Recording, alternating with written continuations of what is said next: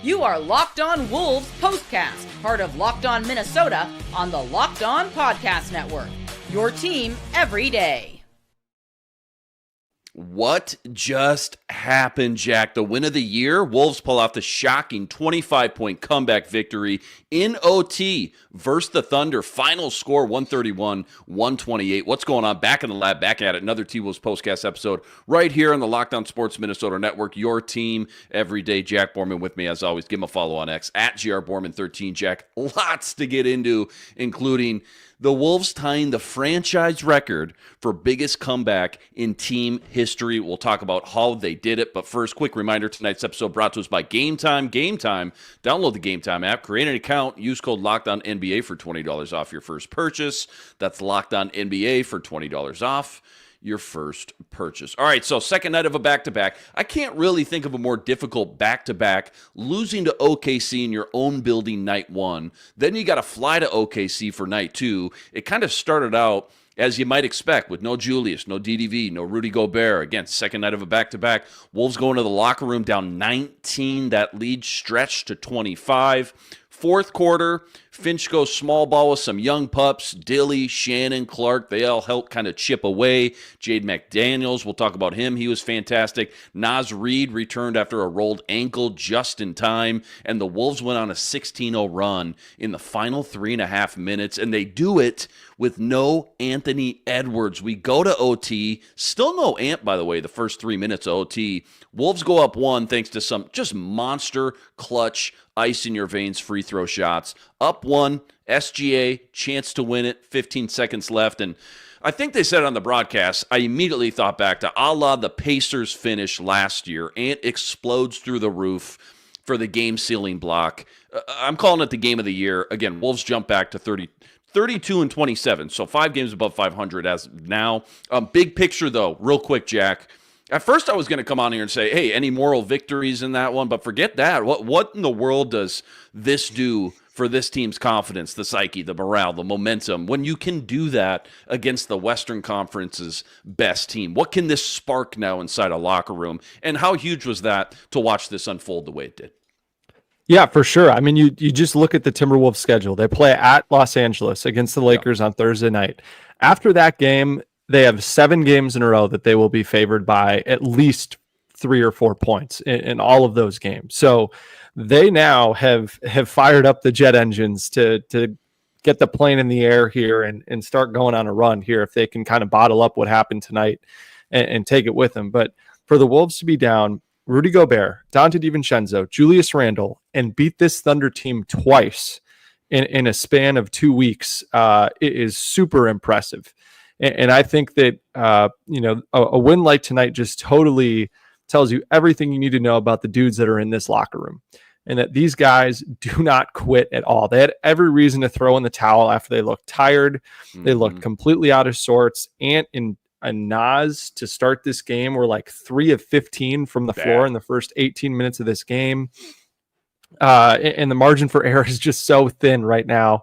If any of Ant, Jaden, or Naz just don't have a good scoring night, and that's what it required in this game. Ant and Naz, both bad shooting nights between the two of them, but you get 52 bench points tonight. Obviously, overtime helped that a little bit, but the way everybody stepped up, I think, just has to give Chris Finch so much confidence, knowing that, in whatever spot this team finds itself in with guys in and out of the lineup over the next, 6 weeks, 8 weeks as we get into crunch time down the stretch going into the playoffs, that he has a lot of different buttons that he can press and should feel confident in being able to go to a lot of different lineups that can do a lot of different things. And I think tonight is a night where you saw that depth really flash, and that, yes, the Timberwolves really only played 7.5 guys because Mike Conley only played 14 minutes in this game. But boy, what a win that I think puts an exclamation point on a lot of fun topics that we've been talking about for the last couple of weeks here. We're going to talk about Jaden McDaniels here in a second, but Jaden, 42 and change minutes tonight? coming off 39 and change minute last night, 27 points tonight, 11 boards, 4 assists. Where do you want to start here? What's your top storyline? I know in your notes, complete juxtaposition about how these teams defended the opposing team's star. Thunder, how'd they stop or try to contain Ant, vice versa, Wolves. What'd you see as far as, especially not just tonight, but both nights, right? Being able to see such a big sample size. What'd you see as far as the Wolves kind of struggling, obviously, to stop SGA? What stuck out there, I guess? Yeah, it's funny. I'm going to give a disclaimer here that I normally have a ton of notes, probably 8 or 9 pages of a Google Doc worth of notes for every single game. I can vouch for that. Minimum. We're usually pushing double digits. Yeah. And tonight is a night where you just got to throw some of them out because a lot of this outline was written and ready to go before this game got totally off the rails. And so I had that written before this game happened. And then, but it leads in perfectly to another thing I want to talk about is that, you know, the Timberwolves just let SGA do whatever he wanted to. They played single coverage and everything. They didn't switch a whole lot in ball screen actions, or at least as much as you would think that they would have. And meanwhile, the Thunder are playing boxes and elbows, matchup 2-3 zone, throwing 2 guys at Ant, being physical with him, forcing him to get off the ball or work really, really hard to get his shots. And SGA was just getting whatever he wanted to in single coverage. Kind of reminded me of, you know, when the Wolves played the Knicks a while back in New York, when Ant went absolutely bananas because the Knicks felt that their defensive perimeter guys were good enough to just play straight up one-on-one. And I'm sure that's the same way the Wolves feel. And that can honestly work as a detriment sometimes because you're not willing to show that extra guy. And then in the, down the stretch of this game, Chris Finch pressed an awesome button. I mean, last night, this is a courtesy of Synergy. Last night, the Wolves played zone defense against the Thunder in the half court. So this is just half court numbers.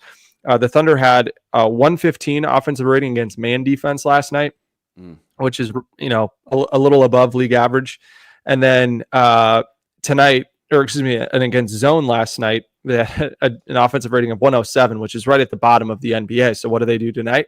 After their man defense wasn't working at all, they totally pivot off of that and they go to a super aggressive 2-3 zone where they have Jaden and Nikhil up top as the head of the snake, just trapping SGA, forcing it out of his hand and forcing a lot of these other guys on the Thunder to shoot a bunch of threes. And OKC shoots 2 of 15 from 3 in the fourth quarter. They were 0 of 5 from 3 in overtime. So they were, go 2 for their last 17 from 3 after starting 13 of 32 from 3, 13 of 32 from 3, which is a great number to be at. So I think that lineup too that Finch went with, what was it? It was Rob Dillingham, Nikhil Alexander-Walker, TJ Shannon, Jaden McDaniels, and Naz Reid. Then conversely on the offensive end, they just got out and ran, and it was awesome to see. And Ant checked out of this game down 16 with 3 minutes and 41 seconds left. And then that group tied it up and forced overtime. And that group had in about 9 minutes together, they had a defensive rating of 53.5. Is just incredible. The way that they completely shut the water off of a really, really efficient half-court offense that was getting whatever they wanted early in this game. And and I think Jaden was a huge part of that as the head of the snake up top. But then offensively for Jaden, 27 points, also had 11 rebounds, 4 assists, 2 steals. But my favorite thing about Jaden McDaniels tonight, shot 9 free throws. He's finally kind of started to put it all together in terms of the way that, he's not settling for 3-point shots anymore. If his 3-point shot isn't falling, he's not stressing about it, and he's finding other ways to score offensively. I think, they used him in so many different ways tonight in that he was initiating pick and roll in some instances. He was coming off of pin downs and curl actions to get the ball where they had to steam towards the basket. And then something that was new tonight that we haven't seen very much of this season was he was the roller and pick and roll with Mike Conley in those minutes and got some good looks, got fouled, got to the free throw line a few times that way too, I think that the Timberwolves coaching staff deserves a lot of credit for the way that they've layered in different elements to use Jaden McDaniels offensively, because he's super versatile, he's super talented, and he's totally evolved from this guy that's just been playing out of the corner for the last 2 or 3 seasons, and now just having all these different things that you can get to, these little pieces that you've experimented with during this time when guys are out. I think that honestly can serve teams really well down the stretch of the season and into the playoffs, because you've done all this tinkering. You've seen what works. You can try to go back to it in different moments, especially over the course of a 7-game series when teams are game planning and trying to find any little edge that they can create. I thought that that is certainly one to file away, especially in those lineups with Julius Randle and Naz Reid in the front court too, when there's a little bit more spacing and he can be more impactful as a roller without Gobert there in the dunker spot. Oh, man, such a good breakdown there, Jack. So much good tidbits. A lot more I want to get into, of course. Let's go to our first quick ad break. Again, plenty more deep dive from this one. We'll talk about the young pups, Shannon, Dilly, Clark, all those guys exploding and obviously showing a lot of promise for the Wolves' future as well. That's all coming up right after this.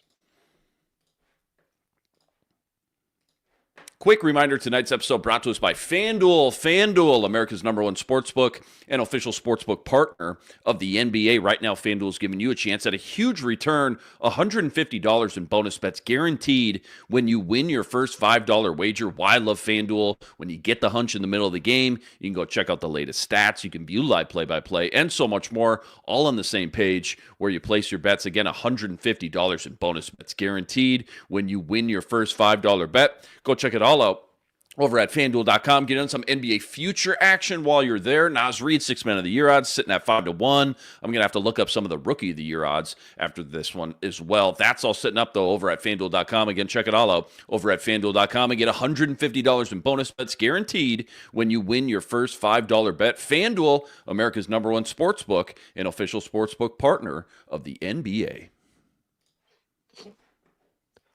Luke, I'm going to jump in here right away because I saw something on Twitter that needs to get said here. We're hanging the banner. We're playing the parade. NBA championship.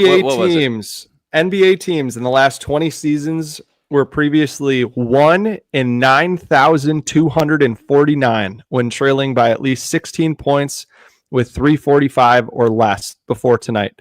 If anyone in the chat wants to guess what that one game was, what that one win was, go ahead and get your guesses out now before I reveal the answer. If you haven't seen this on Twitter, I'll give away a Naz Reid. I'll give away a Naz Reid card. I got a Naz Reid basketball card somewhere here. All right, we got to give. If somebody nails that, we got to give them something. Okay, but can you say that number again? Did you say 9K? Over 9K? 9,249. Good gravy. Okay.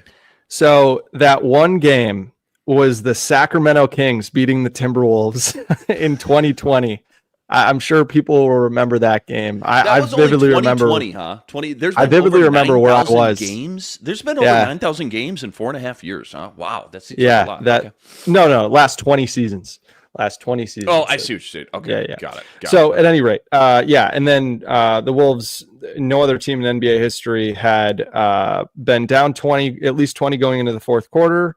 On the road, facing a team with a win percentage of at least 80%. No other team in NBA history had ever come back in that situation. In NBA history. So. Wow, unbelievable. Unbelievable. I'm sure as the night progresses, we're going to wake up tomorrow morning, check Twitter, check X, and there's going to be a lot more fun facts about this one. That obviously feels good knowing the Wolves are on the right side of this one. Can we talk about the young pups here? I mean, how much of a catalyst was the young pups? What was your thought when Finch went to that small ball lineup? What were you thinking as they kind of chipped away, writing down some moral victories there? Talk about each one of them kind of uniquely and specifically Shannon, Dilly, Clark coming off that monster game last night that obviously I think he only played 16, maybe 17 minutes before he took that rough hit to the head. I thought he'd be out for at least a week or two, but sure enough comes back the next night. Talk about the young pups though, just how big of an impact they had and how encouraging, how exciting this is now for the Wolves' future. Yeah, no question about it. I think these guys have no fear. Especially TJ Shannon and Jalen Clark, just with the ferociousness that they played with. We'll start with Jalen. First of all, I'm super glad that guy is okay, because that fall happened, in front of us and in media row underneath that basket. Took a super hard fall. I have no idea how that guy did not have a concussion or anything like that. So super glad that he's okay. But yeah, I mean, he was just in a super tough spot. I mean, it's extremely rare that, one player is going to be tasked with guarding Shai Gilgeous-Alexander 2 games in a row. 2 nights in a row with travel in between the 2 games after hitting your head like that. I think he deserves some grace for, not being able to replicate that same performance that he had last night for sure. But I thought that still, even on the offensive end of the floor, I just like the way that he plays on offense. It was good to see him knock down another catch and shoot 3. I just think that he never plays outside of himself, and he's become a really good corner crasher on the offensive glass. Got in for another offensive rebound that I believe led to some free throws that he knocked down a pair in that spot too. And then TJ Shannon, I think, was super, super impressive in this game for the Wolves. It was an A++ if we were giving out player grades for TJ tonight in this game. He struggled a little bit coming in early in the game, in that, he picked up 3 fouls pretty quickly with Shea kind of, foul baiting a little bit and cheesing him. But he had 4 really quick points. And I think when he just sees the ball go through after, playing out of that corner and ripping and going to the rim, it just builds confidence for him. And I thought he was a little too passive at times in the first quarter, the first half. He had some open catch and shoot looks from 3 that he turned down. And at least what I like about that, at least the positives of him doing that, is it's not like he turns it down or doesn't shoot it and then just holds the ball. He does something productive. He gets into the middle of the floor, kicks it out, the opposite side of the floor, and stimulates some good ball movement that, I think is more productive than a guy not shooting and just holding the ball for sure. But man, then in the second half, the way that he just totally, I think, changed the pace of the game for the Timberwolves, and any opportunity that they were able to try to get out and run, it was TJ that was finishing out in transition or flying up the floor to at least present an opportunity for teammates to hit him with outlet passes. And then I also really like the way that the Timberwolves used him off of split actions. And for those of you who don't know what a split action is, it's basically where, a guy enters the ball into the low block, and then the guy who makes that pass sets a screen away. And then there's someone that comes off that screen to get the ball. And Golden State does this all the time with, someone entering the ball into Draymond Green and then setting a screen for Steph Curry to get him a look for 3. But what the Wolves are doing a lot with TJ is trying to get him into the, going towards the middle of the floor so he can get downhill into the lane, or even just cut off of that if it's not there initially. And, at least provide the, guy in the block. A lot of times it was Nas tonight, to at least give him another opportunity to throw that ball, and was just really super impressive on the defensive glass as well. TJ Shannon had a double-double tonight, 17 points and 10 rebounds. First and a lot of those rebounds, right? Yeah, a lot of those rebounds were like prison yard rebounds where there are no rules. There was a ton of just physicality everywhere. Nobody's coming in to get in between you and call a foul. And then he didn't panic when he had the ball. He either, outletted the ball super quick or just flew up the floor himself, which is what you want to see. And then I think Rob Dillingham also fed off of that pace really nicely. I think for Rob, I think he took 1 shot in the first half, and then, finished this game with 10 shot attempts. And I had in my notes written that, I actually liked his defense more than his offense in his first stint. I thought he made a lot of really good rotations and was flying around well off the ball. And had that nice swipe of SGA for an and one going back the other way. But parlayed a made 3 right away in his second stint into that and one. And then, just kind of kept that confidence and aggression throughout the fourth quarter and into overtime, which was really fun to see. And I was really glad that Chris Finch rode the hot hand in a sense with Rob Dillingham instead of going back to Mike Conley. I understand too that, Conley didn't play super great tonight and was getting hunted defensively, especially when he was in that low man spot. They were doing everything they could to try to make Conley the low man in that pick and roll action to get SGA going. So there was just no backside help at the rim. So, for the Timberwolves to find a lineup that worked and Chris Finch to stick with it deserves a lot of credit, even into overtime. I'm sure it was hard for Chris Finch not to go back to Anthony Edwards right at the start of overtime. I know Ant's calf was bothering him a little bit, he said, as he was kind of walking off the floor tonight. But just for all those guys to play super well. And then Nikhil, 21 points, 7 of 12 shooting, 2 of 4, from 3, 5 of 6 from the free throw line. He time and time again over the last 3-4 weeks has delivered just totally under the radar yet massive performances, and has been kind of the guy that started a lot of it, in the sense, the Wolves are down 25 or 20. He just keeps playing really hard, makes a couple of shots, makes a couple of plays on the other end of the floor, and his teammates totally feed off of that. And I think him setting that foundation of just ultra competitiveness and willing to do whatever the game needs him to do to help inject some life into his teammates is super important, and has been an awesome kind of X factor and I was just going to ask, intangible that this team could needs. you call him the X factor? That's what I was just going to ask. Totally. Like SGA has the triple double, but okay, Wolves have 4 guys with double doubles: Jaden, Nas, Ant. You just talked about and praised the shower of Terrence Shannon, but man, he really was. You're right, the catalyst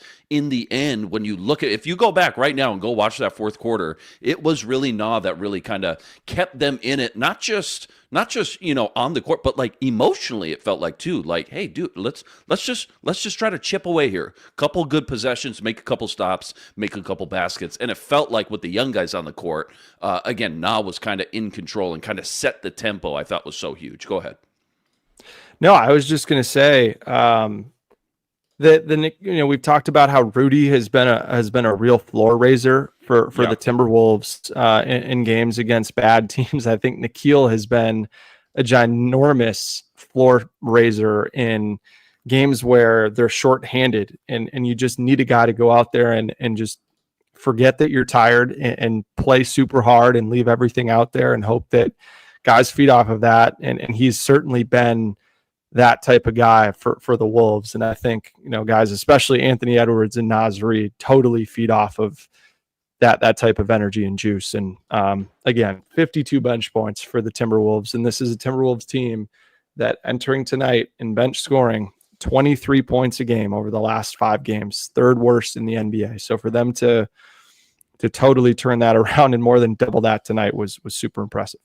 Was that your favorite team stat? I know last night and going into the first OKC game, you talked about what are some big keys to the game. You talked about bench points, points off turnovers in general. Was that your favorite team stat, I guess, or was there something else that really stuck out?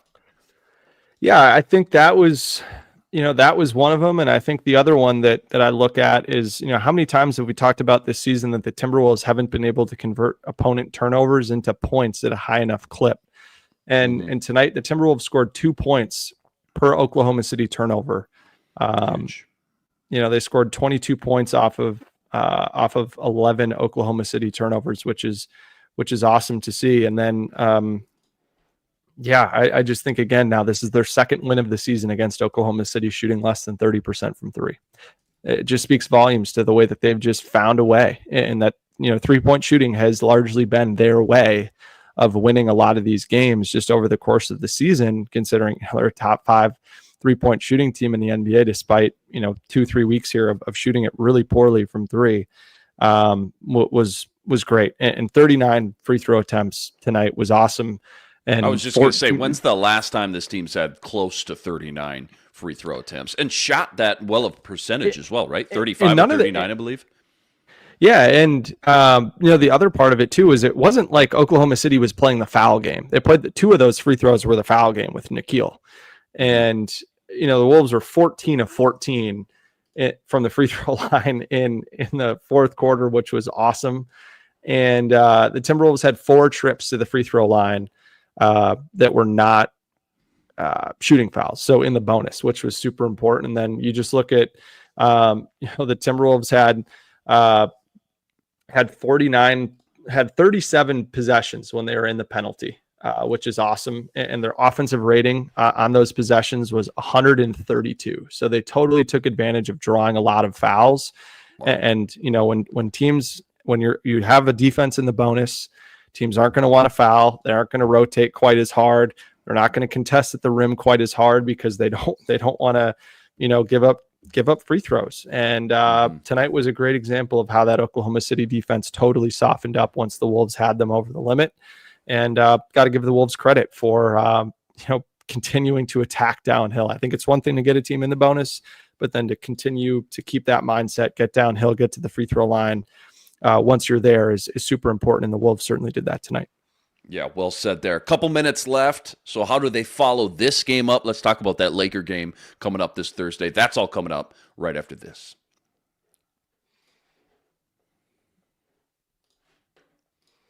Quick reminder, tonight's episode also brought to us by BetterHelp. You know, when your schedule gets packed with work projects and more, it's so easy to let your priorities start to slip, even when we know what makes us happy. But when you feel like you got no time for yourself, non-negotiables like therapy, they're more important than ever. If you've been thinking about starting therapy, maybe it's time to give BetterHelp a try. Entirely online and designed to be convenient, flexible, and suited for your schedule. So simple. All you got to do, fill out a brief questionnaire, you get matched up with a licensed therapist, and you can switch therapists at any time for no additional charge. Never skip therapy day with BetterHelp. Go visit BetterHelp.com/lockedon. You're getting 10% off your first month. That's BetterHelp, HELP.com/lockedon. Hey, one thing. I know I'm sorry for crushing you here out of these breaks. No, please. Chris Finch, after the win, post-game in Oklahoma City, quote, "It's so frustrating to play this team because they foul a ton. They really do. They foul all the time, and then you can't really touch Shea. It's a very frustrating thing, and it takes a lot of mental toughness to play through it." So I loved it, Finch there, standing up for his guys and talking about calling it out. Yeah. How difficult that is for sure. Yeah, 100%. By the way, before I talk about this Laker game here, again, a couple minutes left before we wrap up and get out of here.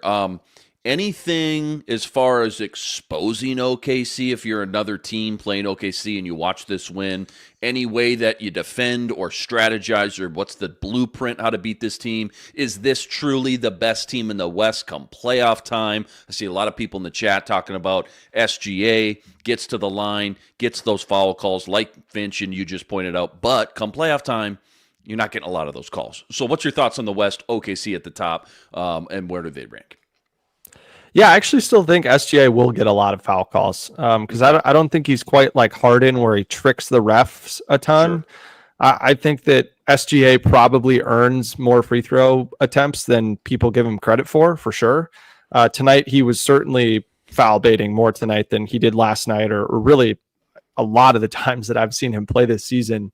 But yeah, I just think that, you know, if you can junk up the game with some zone and bring two to SGA and force everyone else in this rotation to make shots, I think that you're going to find success. I think that Jalen Williams is a good player, but I thought it was somewhat ridiculous that he was an all-star this year. I think he was solely an all-star because the Thunder were so good record-wise that they needed to get a second all-star. But I just don't think that he's going to be up to the challenge of needing to be that go-to scorer if teams are just totally trying to take Shea out of the game with doubling him and sometimes triple teaming him. And I have legitimate concerns about their bench providing consistent scoring as well. Alex Caruso is an awesome player. Aaron Wiggins is a good player as well. But like Alex Caruso is not going to give you like 12, 13 points a game. Aaron Wiggins is going to have nights where he shoots 1 from 6 from 3 like he did tonight. I think that, you know, I'm just not super inspired either by the fact that they don't have any ball handlers outside of SGA that initiate their offense. They don't have a single one. And I think that's a huge problem come playoff time. I think they certainly addressed, you know, two of their biggest weaknesses in that, you know, they didn't have, you know, another guy besides Dort that can really defend super well out on the perimeter. And they went out and turned Josh Giddey into Alex Caruso, which was a heist for them. And then Hartenstein to provide some beef inside has been huge. You know, just to be able to backfill, you know, some of the Chet minutes at the 5 and allow Chet to play the floor and allow them to match up a little better against some of these teams. But they still really struggle to rebound the ball. And, you know, Wolves had 11 offensive rebounds for 20 second chance points tonight too. So, you know, their ball pressure is amazing. And if they can turn teams over, they're going to go pretty far in the playoffs for sure. If they can also make threes, but I just don't think this Wolves team has any fear of them. And I don't think a whole lot of other teams in the West do either. And I just, again, still can't believe that the Mavericks traded Luka Doncic when they had their team constructed the way they did. Cause I thought that was my pick to come out of the West before they traded Luka. So, wow. good segue, because that's who they're Good. playing on in the next game. Perfect segue. We got about 100 seconds left, 2 minutes or so. What have the Lakers looked like? Lakers up next, 2 days of rest. Lakers, late one, 9:30 p.m. tip-off. That's on NBA TV. As Luka started to find a little rhythm now, what's that deadly combo looking like? Plus, you got Austin Reeves in the mix as well. Just talk to me about the new look Lakers, I guess. Explain it like somebody who hasn't watched, I guess, since Luka's been traded, in depth, sitting down watching a lot of those games up close and personal. How are they doing? Yeah, they've been a ton of fun to watch. They've totally started to just fly up the floor, and they've played with a lot more pace. And Luka has been, looked really kind of unconfident, Luka-like since the trade. I think people reported, that he was pretty, obviously upset, but just like super still shocked about the deal. But he was awesome on Saturday and their win at Denver. 32 points, 10 rebounds, 7 assists, 5 stocks. Kind of had that edge and swagger back for the first time. But the Lakers are number one in fast break points since Luka's come into the mix at 21.5 per game. And they're also 5th in points off turnovers and 3rd in opponent turnover percentage. So they really want to just fly around defensively and play aggressively so they can get out and run in transition and create easy buckets that way. And they've been 22nd in the league in pace this season, but they've rocketed all the way up to 5th in the last, 5 games or so. And with Luka and Austin Reeves, both guys want to get the ball up the floor, and Reeves has been awesome too. 20 points a game, six assists per game over the last 5. So that's been big. But the Wolves are going to have to continue to bang inside on the offensive glass. Wolves have been number 1 in the league in second chance scoring over the last 5. And then try to force turnovers themselves. The Lakers have really struggled with turnovers, kind of integrating Luka into everything. And then, if the bench can take another step forward like they did tonight, would be huge against a Lakers bench that isn't going to offer you a whole lot offensively. And so hopefully they can get Julius Randle back potentially on Thursday. And that would kind of make life a little bit easier too, to put some guys kind of back in their normal rotations a little bit more. So what was there one play as we wrap up? Or was there one play or like one kind of sequence that just really stuck out to you, or that you're always going to kind of look back and remember? Obviously, the block at the end by Ant. I mean, that's going to go down just like it went down with the Pacers block last year. But any other great play that just sticks out, or kind of sequence that you think will probably, when you look back, you'll remember from this 25-point comeback? Oh man. I probably think it'll be Jaden McDaniels, the way that they just totally played through him in that fourth quarter as the go-to guy was awesome. And then obviously the Ant block plus Ant stop on SGA after not playing for almost 7 minutes of game time and overtime on a supposedly bum calf was pretty cool too. So yes, didn't see. It was okay. Pretty cool, I guess. Yeah. Might make SportsCenter top 10. We'll see. We got to get out of here, man. I think we could talk about this game for another half hour at least. T-Wolves, maybe the win of the year. I think that's safe to say up to this point anyways. 25-point comeback and an overtime win to seal the deal. Final score versus the Thunder, 131-128. They moved to 32-27 on the year, so 5 games above 500. As always, though, huge shout-out to all you guys, all the everydayers out there that always make us your first listen, all you guys coming in the chat with us from game to game. Make sure you make sure you subscribe if you haven't already, and please go follow Jack at Borman13. He's live from the Target Center during almost every home game. Again, Lakers next. That's on Thursday, 9:30 p.m. tip-off on NBA TV. It's a late one. We'll catch you right here. Same time, same place. But until then,